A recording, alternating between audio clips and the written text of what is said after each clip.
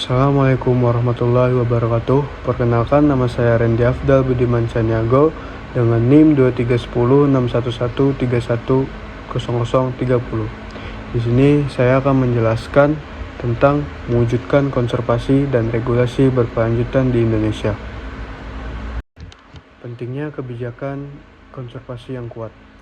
Yang pertama ada melindungi keanekaragaman hayati, yaitu Indonesia adalah salah satu negara dengan keanekaragaman hayati tertinggi di dunia. Kebijakan ini yang efektif sangat penting untuk melindungi flora dan fauna yang unik. Yang kedua ada menjaga keseimbangan ekosistem. Regulasi konservasi membantu menjaga fungsi ekologis vital seperti siklus air, kesuburan tanah, dan mitigasi perubahan iklim. Yang ketiga ada warisan untuk generasi mendatang.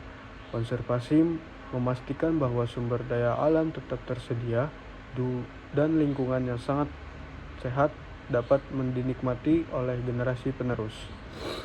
Selanjutnya ada 3 pilar utama regulasi konservasi di Indonesia. Yang pertama ada Undang-Undang Konservasi Sumber Daya Alam Hayati dan Ekosistem KSDAHE, yaitu kerangka hukum dasar yang mengatur perlindungan, pengawetan, dan pemanfaatan berkelanjutan keanekaragaman hayati. Yang kedua ada regulasi perlindungan spesies prioritas, yaitu peraturan khusus untuk spesies terancam punah, termasuk perlindungan habitat dan penegakan hukum terhadap perburuan ilegal. Yang ketiga ada peraturan pemerintahan tentang kawasan konservasi, mengatur penetapan pengelola lahan dan zonasi berbagai jenis kawasan konservasi seperti taman nasional dan cagar alam. Selanjutnya ada tantangan dalam implementasi kebijakan konservasi. Ada 4 tantangan di dalam implementasi kebijakan konservasi ini. Yang pertama ada penegakan hukum yang lemah, kurangnya efektivitas dalam penegakan hukum terhadap pelanggaran konservasi, konflik lahan, tumpang tindih kepemilikan dan penggunaan lahan antara masyarakat lokal, korporasi, dan kawasan konservasi.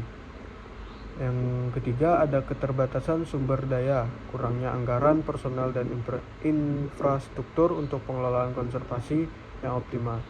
Yang keempat ada perubahan iklim, dampak perubahan iklim yang semakin nyata terhadap ekosistem dan keanekaragaman hayati, dan kurangnya kesadaran, rendahnya pemahaman dan partisipasi masyarakat dalam upaya konservasi.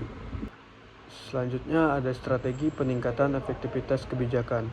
Ada 4 penjelasan strategi peningkatan efektivitas kebijakan, yaitu yang pertama kolaborasi multi pihak, mendorong kerjasama antara pemerintah, masyarakat adat, sektor swasta, dan organisasi nirlaba.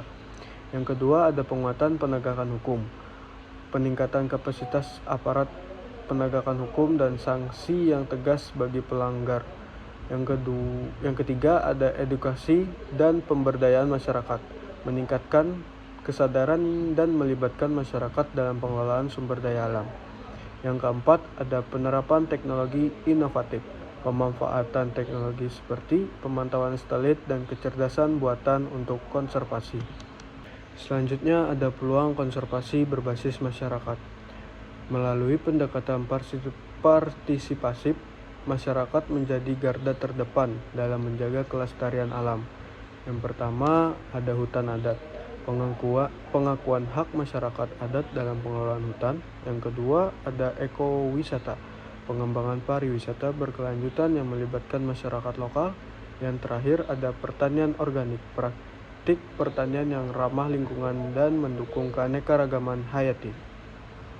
Selanjutnya ada studi kasus keberhasilan konservasi di Indonesia. Ada 3 penjelasan di studi kasus ini. Yang pertama yaitu konservasi orangutan Kalimantan, program penyelamatan dan rehabilitas orangutan yang melibatkan masyarakat dan pemerintah menunjukkan peningkatan populasi di beberapa area. Yang kedua ada Taman Nasional Komodo, pengelolaan kawasan yang efektif berhasil melindungi habitat komodo dan meningkatkan jumlah pengunjung ekowisata, memperdayakan ekonomi lokal. Yang terakhir ada pelindungan penyu di Bali, upaya kolektif antara konservasionis, masyarakat, dan wisatawan untuk melindungi telur dan tukik penyu dari perburuan. Oke, yang terakhir ada kesimpulan, mewujudkan konservasi dan regulasi berkelanjutan di Indonesia. Kebijakan dan regulasi konservasi merupakan instrumen penting dalam menjaga keberlanjutan sumber daya alam di lingkungan hidup. Regulasi yang jelas dan tegas mampu mengendalikan pemanfaatan sumber daya agar tidak melebihi daya dukung ekosistem. Peran pemerintah, masyarakat, dan lembaga swasta harus berjalan sinergis dalam penerapan kebijakan konservasi. Tantangan utama meliputi lemahnya penegakan hukum, keterbatasan sumber daya, serta rendahnya kesadaran masyarakat. Keberhasilan konservasi hanya dapat dicapai melalui kolaborasi multi pihak, pengawasan berkelanjutan, serta penerapan regulasi yang konsisten dan adaptif terhadap perubahan zaman. Sekian presentasi dari saya. Assalamualaikum warahmatullahi wabarakatuh.